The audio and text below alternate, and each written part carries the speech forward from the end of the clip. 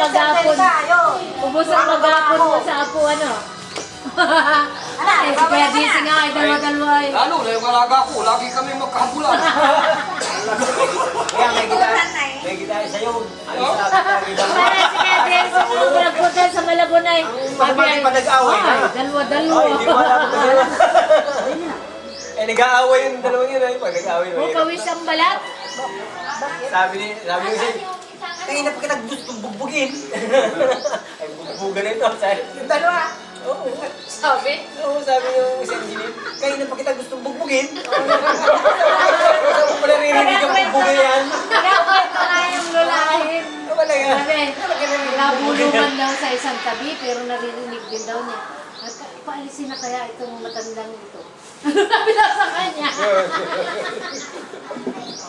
Gagawin kayo, pag kayo na gagawin sa gilid. Sabi niya, nagabulungan ika sa isang tabi. Eh, dinig ko rin naman. Inapadinig din niya sa akin. Siguro lang. Yayo! Yayo, tawag namin yun. Kuha mo kong tubig!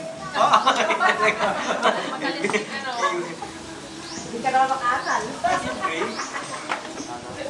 Napagalitan rin pag natin napagalitan, hindi naman usan ako. Ay, ayaw talaga, hindi na tayo. Pero pag wala ako, rin nakuha ko mag-isa yun.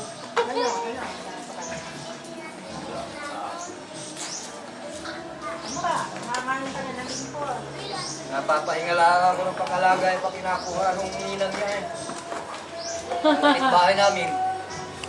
Minsan ngayon doon tinapatulog sa kanila. Kay Inis.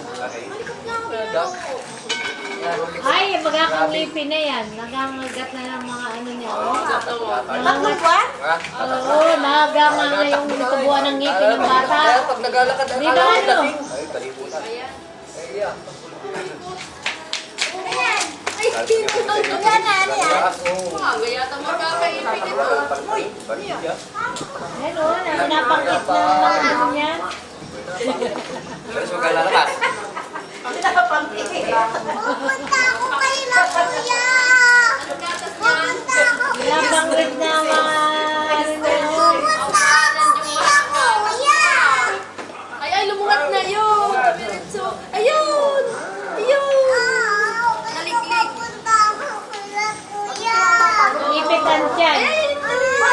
Hindi, tama lang yung patigayin mo. Sa isa, pinay maasin. Ate mo. Meron pa. Ang dami! Makakalasin siya. Asin? Asin? Hindi na patikhay. Baka umano sa ilong, kaya gagalit. Magkaya pag... Gano'n naman ginagalit? Bakit paglagay ka doon ng natin natin ka natin. Ayaw nang nakagano'n ang gusto. Kaya makikita. Gusto'y nakagano'n. Kita mo ko na nahimig.